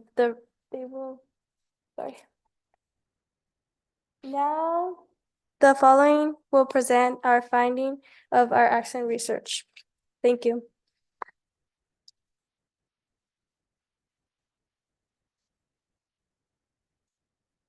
Hello, my name is Selena Lamas Enos. I will first start off with our superintendent action research questions, which are: how does technology help or hinder learning in classrooms?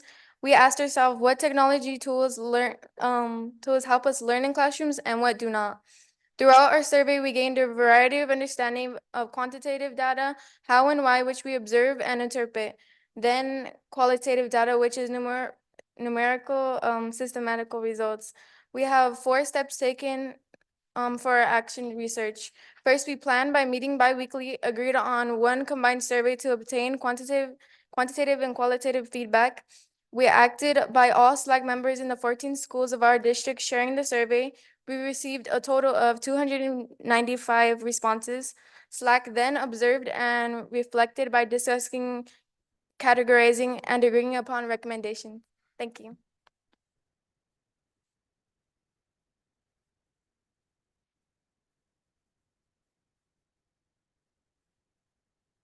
We give out a survey to students and homeroom teachers. Some of us presented the survey in our school to explain why the survey will help us answer questions and improve how we use technology. Our top 5 schools with the highest number of responses were Capital, Magnet, Herrera, and Bethune and Lawwell.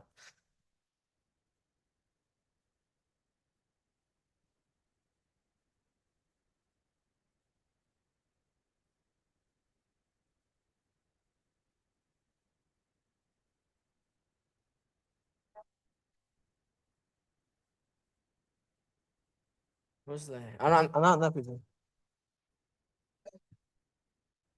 Huh? Here we have that each grade was well represented. Thank you.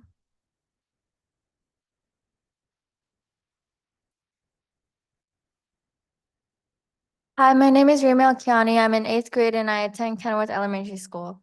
From the closed multiple choice questions, which were the results from the survey, we asked the question, how are you currently using technology in your classes?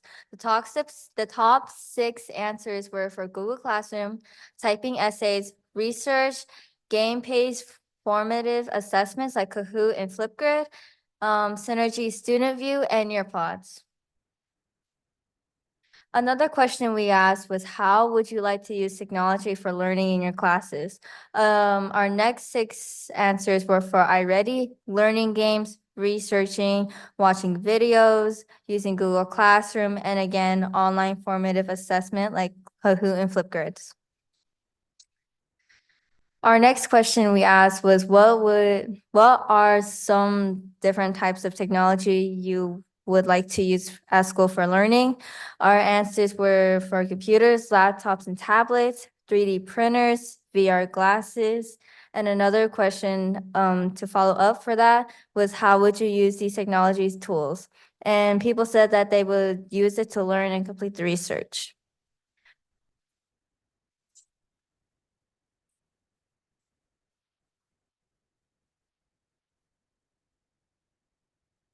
Another question we asked was, what are some challenges you face when using technology at school?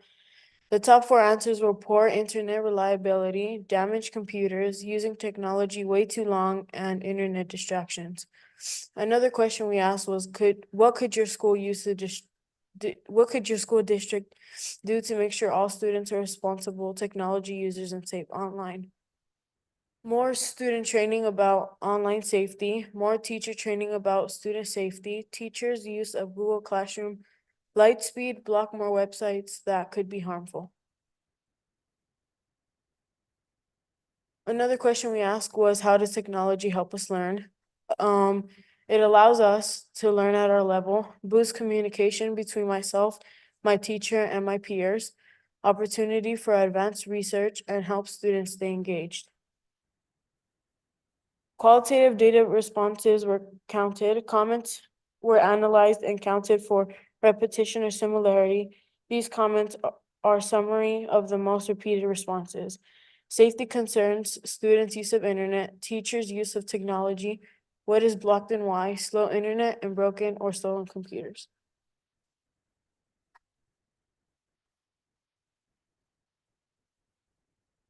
Hi, I'm Malaya Shalom. I'm in 8th grade and I attend Bethune Elementary. And I'm Marian Teray. I'm also in 8th grade and I also attend Bethune.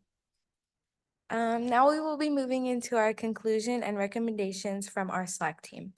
From our research, we conducted that technology uses need to be safe, meaning that all sites should be appropriate and virus clear. This also includes our student voices to give our open opinions. Leading into technology access and the uses to be updated specifically in the areas of research, writing, iReady, Synergy, Student View, and lastly, Google Classroom. To elaborate, this means no slow internet and to invest more into internet uses to get work done as soon as possible. This also can mean that our work can be used to be more fun and more help learned for our students. And I'll be going over the next 2 points. Technology innovation needs to be used for learning. These examples include 3D glasses, fun online quiz platforms, music, and more interesting beneficial research platforms. Having Slack develop a peer teaching program where various student leaders serve their purpose as mentors or teachers to teach others on how to benefit from being a good technology citizen is a great thing that we would want to pursue throughout our community and also towards others around the world. Thank you.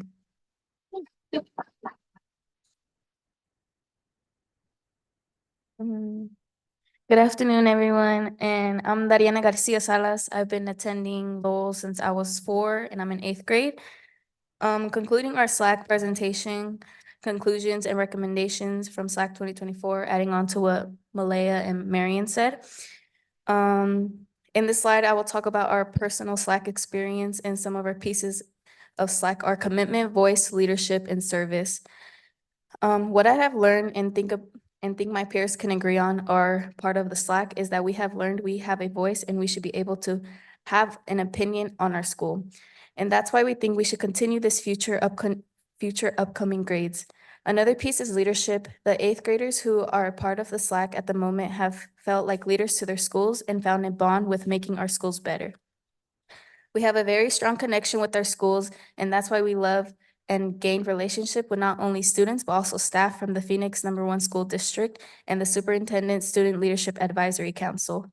I have found a bond with my peers and want the best for them to improve what the upcoming freshmen didn't have. Last piece is service, and we believe everyone should have a voice, and the Slack community can be a start to many new leaders. Thank you for your attention and time. Thank you to Dr. Gonzalez and Dr. I forgot to say it. Zilich, and all the workers for making this happen. Have a good rest of your day. Thank you.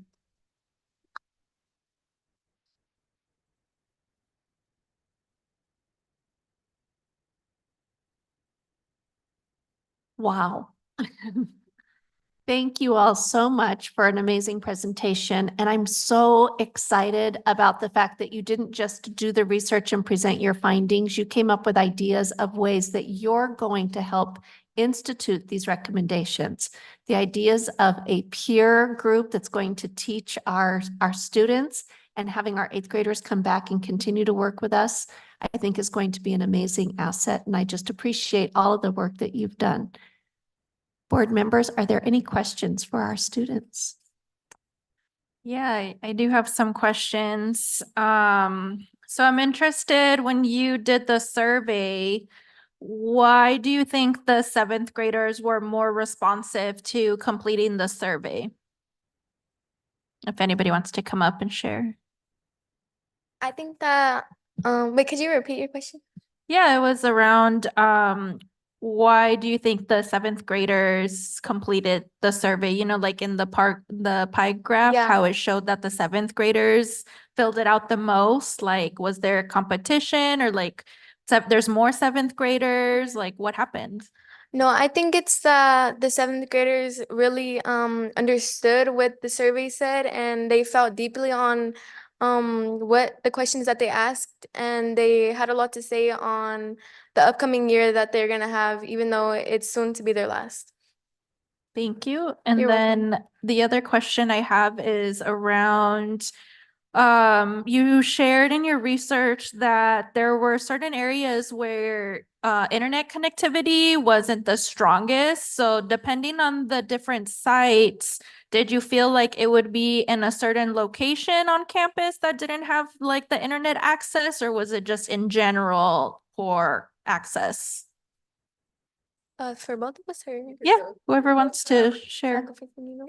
I think it depended on the school. I know her school, from communication throughout school, hers had a lot of like meltdowns and stuff. But I know that in my school it was not just in certain places. Sometime throughout the year it was, but I feel like in general, like it would just like shut down and like kick us out of stuff, and then they wouldn't let us like get the education like we needed in those moments, because a lot of the times it was during important events.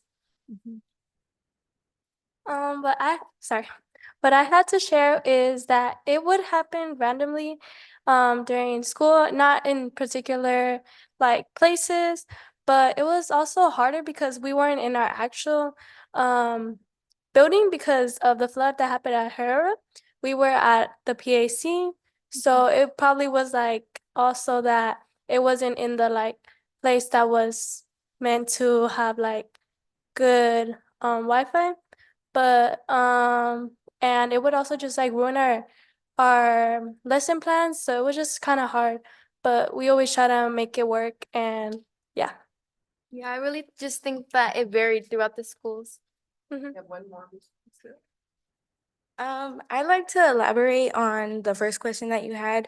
I think that the seventh graders had more of an opinion to say just because as future eighth graders, I feel like we look more into high school and that it's not going to be relevant for us eighth graders next year, and that the seventh graders would definitely have more of an opinion just because going into their eighth grade year, they have more opinions on what they can have in their eighth grade rather than what we would have in high school. Thank you. Thank you.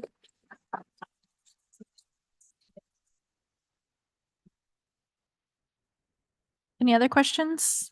Yes, Madam Chair, I've got one. I would like to know a little more about what it looks like when we say using technology too long was one of the challenges that we face using technology. What does that look like?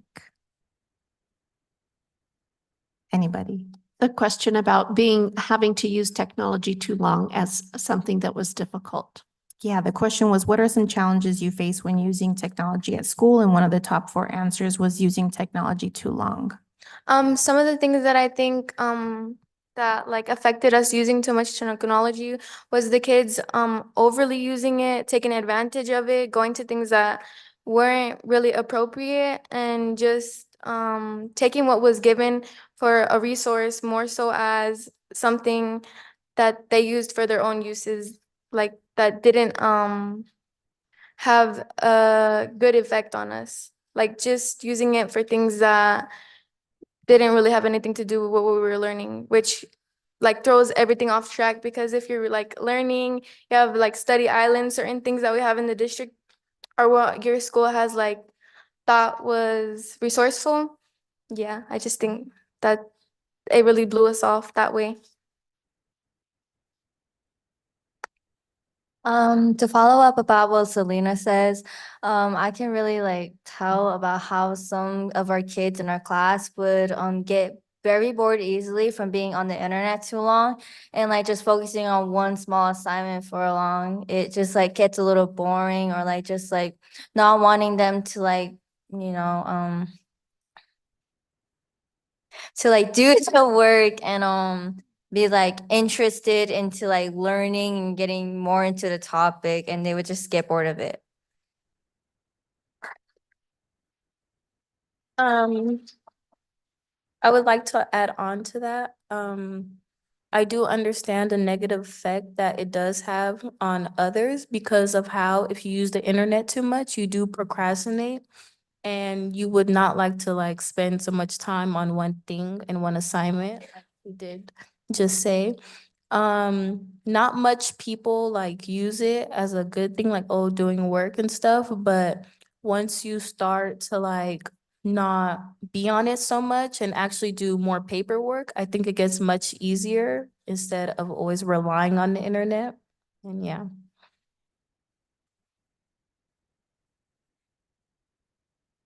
Adding on to what they said, I think a lot of students, including myself, are visual learners. And not saying that the internet, like our laptops and everything, don't help. They do, but I feel like certain assignments and certain work shouldn't always be on the internet, because yet again, the kids might later go on social media again. That's just a lot of screen time for us and our minds. And I feel like some kids more than others need more visual help and actual help from the teachers other than the computer, so we can know how to do it properly and improve for our upper grades. Thank you. Thank you.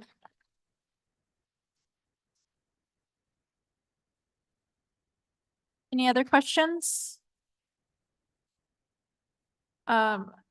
Again, I just want to express my gratitude to the time commitment it took to step into these leadership roles. I wish you, the eighth graders, the best of luck in high school. I hope that you gain some skills through your time with Phoenix #1 and are able to showcase everything you learned in high school. Seventh graders, I'm really excited to continue to work with you next year.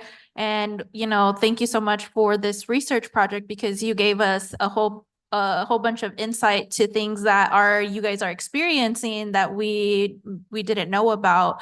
I asked about the connectivity issues because, our school buildings are old and we need to build new buildings. And could be a main reason why we need to build new buildings is so that you guys have access at all times to the internet to do your research projects and to continue your education. So thank you so much for the time. And it was great spending dinner with you. So thank you for being here a couple of extra hours.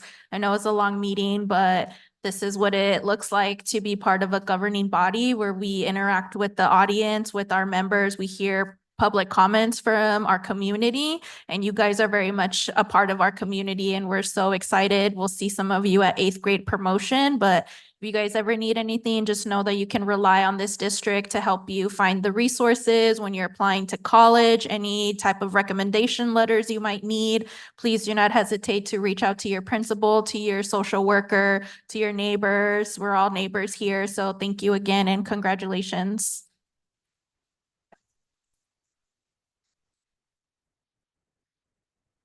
So I just wanted to state how grateful I am as participant in facilitating this process, really for Dr. Gonzalez to have this advisory group. This is an amazing team. As you can see, they don't lack giving advice, and it's exactly what we needed. So I had the pleasure and honor of working with your children as well, and they're just amazing individuals, and I look forward to that. But this is truly an advisory group that will keep going. And we want to take a picture opportunity as well as give a very quick ribbon with yourselves and Dr. Gonzalez, of course. So I'll get the ribbons. Thank you.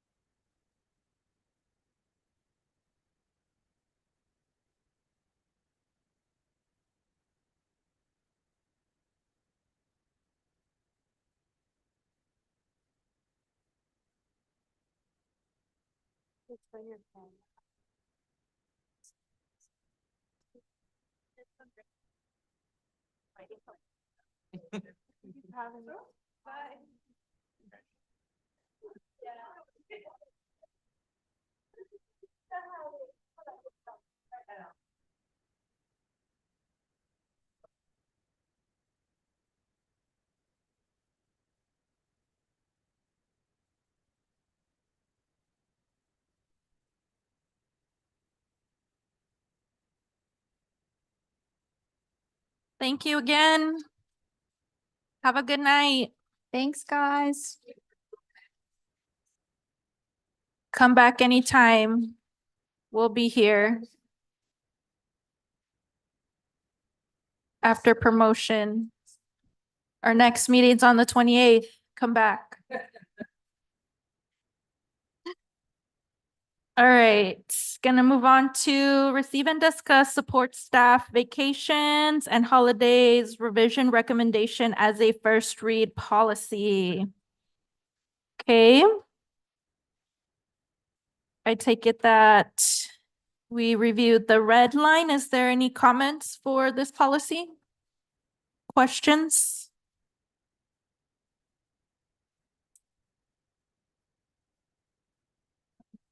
Okay, hearing none, we will move on to action item.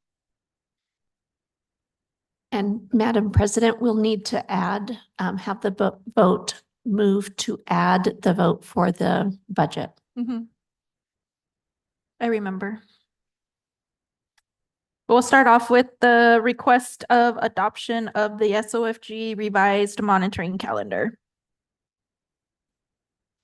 I appreciate the update to the calendar just because this is our first school year actually monitoring. And so now we have a better understanding of where to align the interim goals, when to monitor our target goals. You know, we have to monitor each target goal 4 times a year. And so now that we have 1 year under our belt, now we have a better understanding of when we can prepare, you can prepare, when to present. So I have no questions or comments. Is there any questions or comments? Okay, a motion that we adopt the updated revised SOFG monitoring calendar. Oh, never mind. Discussion.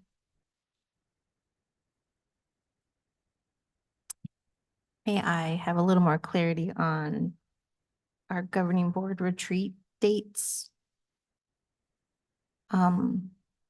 Just what those look like. I think sometimes we have one with cabinet, sometimes we have one just the board. So I'm just wondering what the, if that's why we have those split up. Madam Vice President, those were taken from the former calendar. Those weren't changed, but I think that if we want to make changes to those, this would be an opportune time.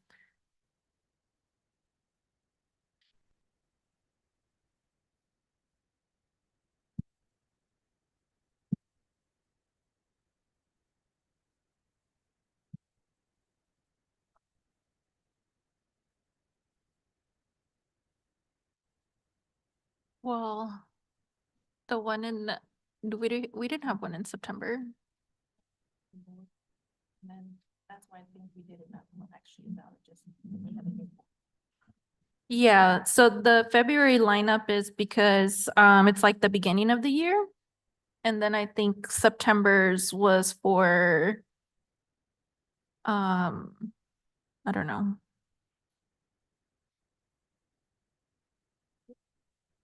Yeah, we did have both. Do you want to just keep the one in February? Because let's see, where are we? December. Because in December we have our SOFG training. So maybe we can eliminate the September one. Okay. So then my motion dies and we'll add to the motion to adopt the calendar with the removal of the September board retreat.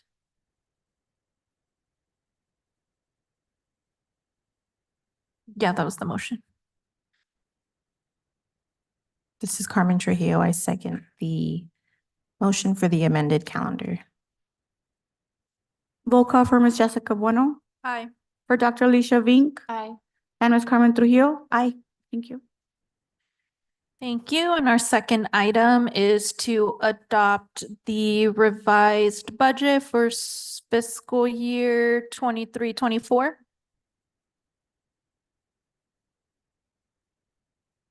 Yes, motion.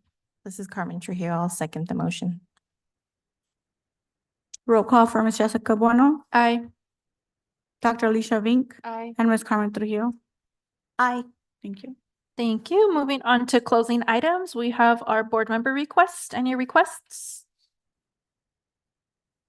I do have a request, if we can get, on our board update, the calendar for the family center, what the calendar looks like for, the summer. So the end of May, June, July is I would like to see those calendars. As a point of clarification, do you want them from the sites as well as from the center? No, just the Just the center. center. Okay. Thank you. Moving on to any future agenda items. Alrighty, moving on to adjournment. We will adjourn at 7:18 PM. I motion that we adjourn. This is Carmen Trujillo. I'll second. Roll call for Ms. Jessica Bueno, Aye. Dr. Alicia Vink, Aye. and Ms. Carmen Trujillo. Aye. Thank you. Thank you all. It was such a wonderful, filled with joy meeting. Now there's nobody in this room. I'm so sad. But our next meeting will be May 28th, same time, same place. Thank you. And happy promotions. Yay. Oh yeah, 8th graders.